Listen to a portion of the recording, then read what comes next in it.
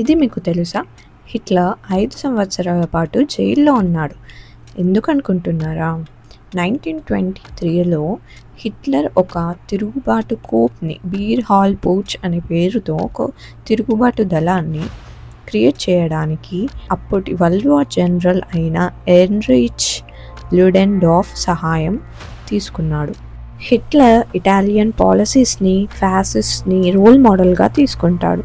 1922లో ఇటలీలో Benito Mussolini March చేసి అప్పటి గవర్నమెంట్ని గద్దెదించాడు.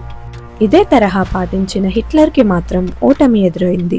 వెయిమర్ రిపబ్లిక్ తన తిరుగుబాటుని అణిచివేసి హిట్లర్ని అరెస్ట్ చేశారు. 24-డే ట్రయల్ తర్వాత 5 years ఇంప్రిజన్మెంట్గా ల్యాండ్స్బర్గ్ ప్రిజన్లో ఉంచారు. హిట్లర్ సక్సెస్ఫుల్ కాకపోయినా కూడా వరల్డ్ వైడ్గా తనకి పబ్లిసిటీ వచ్చింది. ల్యాండ్స్బర్గ్ ప్రిజన్లో ఉన్నప్పుడు తను మెయిన్ క్యాంప్ అనే బుక్ని రచించాడు. ఈ బుక్లో జీవ్స్, జర్మ్స్ అని, యాంటీసెమిటిజం, యాంటీ బోల్షివిజం వంటి కీ ఐడియాలజీస్ని ప్రస్తావించాడు.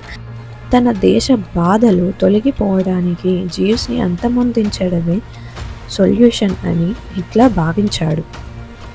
దానికి ఫలితం ఏంటో మనందరికీ తెలుసు. 4 million జీవ్స్ని చంపేశారు.